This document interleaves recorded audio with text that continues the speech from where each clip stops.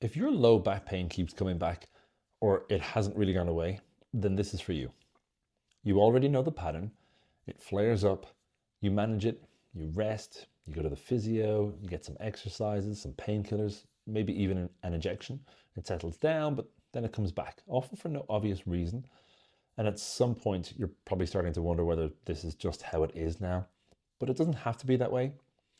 But the reason it keeps coming back isn't what most people think, and it isn't what most treatments are designed to fix. My name is John Shevlin. I'm a specialist in persistent and reoccurring low back pain, based here in Dublin. I work exclusively with backs, and being honest, that didn't happen by accident. I've had my own back troubles in the past, and going through that experience really accelerated my understanding of this problem in a way that years of clinical training or textbooks alone never could. I hold some of the rarest certifications in this field in Europe, including one that when I was qualified, I was the first person in Europe to hold that qualification. But more than any credential, I just love treating spines. It's what I do. So let me show you what's going on. One thing that we need to start with, low back pain is the leading cause of disability worldwide. Between 1990 and 2015, global disability from low back pain increased by 54%. The lifetime prevalence is as high as 80%. And despite decades of medical advancement, standard interventions are barely making a dent in those numbers. Now, why? You see, standard care is built on a bit of a trap. It relies on a time-based model, acute versus chronic, and on chasing the symptoms of the pain.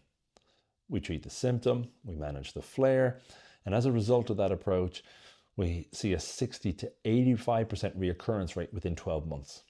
Patients get temporary relief, but the true cause and course of low back pain when treated this way remains one of continued disability. It's not a treatment failure, it's a philosophy failure. The first shift in thinking that changes everything is this. Your back is not really the problem, your back is the victim. Something else is the criminal. Your body is not a collection of isolated parts, it's a continuous system, a connected chain. And when one link in the chain stops doing its job, the links around it have to compensate. The back follows the path of least resistance. It takes the load that other structures can't handle.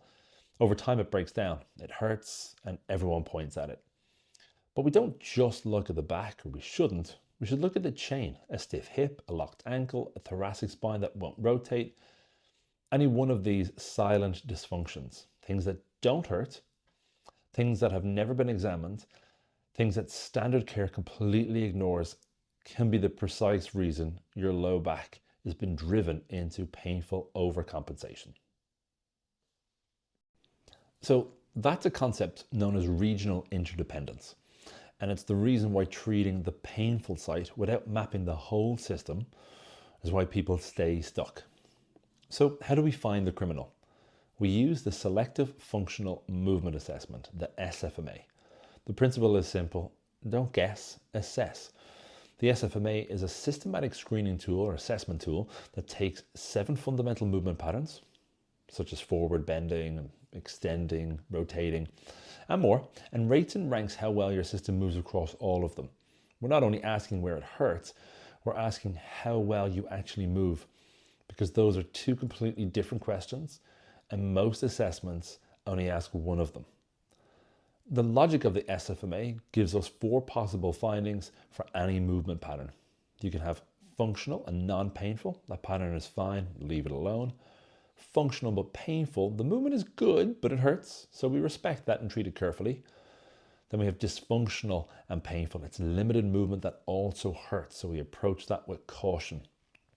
And then the 4th one, dysfunctional non-painful. Limited movement that doesn't hurt at all. That 4th category is the green light, and that is where the magic happens. Standard care may ignore a stiff hip or a locked up ankle entirely if it isn't generating pain, but these silent dysfunctions, movements that look wrong but cause no dysfunction, are precisely what force the low back into painful overcompensation. The DN pattern, dysfunctional non-painful, is the clinical sign that exposes the root cause. It's what most assessments never find because they're only looking for pain. We're looking for the pattern and the driver. Now, here's a critical point that most people have never heard explained properly. Back pain thrives on imbalance. And diagnosis must come from before treatment, because the wrong treatment doesn't just fail, it actively makes things worse. Think of it like a seesaw between mobility and stability. On one side, you have a rusty hinge, tissue that is tight and won't move. On the other side, you have the wobbly table, tissue that moves but the brain can't control it properly. If you stretch a stability problem, you get worse. If you strengthen a mobility problem, you get stiffer. This is why people who do all the right things, the stretching and the strengthening, the Pilates and the gym work, sometimes find their back actually gets worse. They were applying the right intervention to the wrong classification. Classification has to come first, every time. Based on the full assessment, your back pain will fall into one of 4 specific categories. The first is mobility dysfunction, a stiffness problem. This is the facet joint that won't move. You can point to it with one finger. You feel stuck, and the findings will show a restricted segment in the spine. The fix is mobilization, manipulation. To unlock the rusty hinge, the goal is restore the hardware. The second category is known as direction specific. This is what many people will experience as sciatica, or a trapped nerve or pinched nerve, pain that basically travels down the leg. Discomfort to that changes depending on whether you're sitting or standing, and the science points to disc pressure, or what's known as derangement. Part of the fix for this is specific repeated movements, usually extension, to centralize the pain, get it out of your leg, so move it out of the leg and back to up to the back. That'll be a good goal. Basically, the goal is to reduce the derangement. Third category is a stabilization problem, a control problem. Hardware is fine, all the joints and muscles are fine, but the brain can't coordinate the movement very well. Pain may come on suddenly, there are catching sensations, the back might feel tired or unstable. You might have kind of wobbly movement patterns, perhaps some poor breathing mechanics. The fix is what we call motor control work, teaching the inner core its timing and the outer core some strength, and getting both to work together. The main goal of that is basically upgrade the software and think in that way. And our fourth category is known as a sensitivity problem. It's actually known as a nociplastic issue, nociplastic pain. That pain has lasted for more than 3 months. It's widespread, it's a little unpredictable, often accompanied by high anxiety or fear of movement, or just fear in general. The science here is that the hardware is totally fine, but the brain's alarm system is stuck on mode, so it's overprotecting. The pain experienced is disproportionate to any tissue injury because the central nervous system has lowered its threshold for threat. And the quote-unquote fix for this is education, aerobic exercise, calming the nervous system, a bit of graded exposure. So we're trying to recalibrate the alarm system. So 4 completely different problems, 4 completely different solutions. Treated identically by most standard care. Now, let me go over something that answers one of the most common questions I hear, and that is, why does my back keep tightening up, even after a massage or a treatment session? The answer to this one lies in how the brain manages compensation. So here at the Back Specialists, we use a treatment known as Neurokinetic Therapy, NKT, to address the motor control center in the brain directly. Here's the principle. The brain learns through failure and compensation. So when a muscle becomes inhibited or switched off, underactive, the brain will force another muscle to work too much, right? So it becomes facilitated, overworked, tight to compensate for the loss somewhere else. The most common version of this is in back pain. Maybe your glutes or your core muscles at the front are inhibited, they're not firing properly, and your low back becomes facilitated and tight to hold you upright and to manage the situation. It's not tight because it's injured, it's tight because your brain needs that tightness to compensate for what isn't working elsewhere. So when you massage that tight lower back or stretch it or foam roll it, you might get temporary relief, but within days or hours, it tightens up again. And this is because your brain has brought it straight back to where it needs to be. And until we identify and reactivate the inhibited muscles, the tightness will return. That's not a mystery, that's compensation.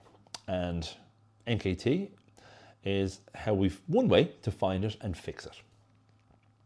With all of that, the movement assessment, the classification system, the muscle testing, we build something most back pain patients have never been given, and that is a roadmap. There's 3 phases: reset, rebuild, and resilience. Reset creates a window of opportunity. This is using traditional tools like manual therapy, manipulation, dry needling, whatever your classification demands. It's not a cure, it's an opening. Rebuild protects what we've gained. If we don't hold the window open, the old patterns return within days. And the resilience phase is where permanent change happens. We load new movement patterns, we develop strength, confidence, and we teach the brain to trust the back and the body again. We go from conscious effort to subconscious ability and back to a full and active life. So the big idea is to look at the full picture, not just the tissue, but the system, the fear, the anxiety, the muscles, the joints, the lifestyle, the sleep. Pain is multifactorial. So we're going to treat the whole person. We don't want to only fix the episode, we want to fix the system. If what I've described sounds familiar, if you recognize the cycle and you've been wondering whether there's actually a way out of it, here's what I would suggest. The full body muscle and movement diagnostic session. This is where everything starts. A full systematic evaluation of your movement chains, your muscles, your classification, and we get a clear picture of exactly what's driving your back pain and what needs to happen to fix it properly. At the end of that session, you'll know more about what's actually going on with your back than you've ever been told. Your back pain has a cause, it is traceable, it's mappable, and it is treatable. The only question is whether you're ready to stop managing it and start resolving it.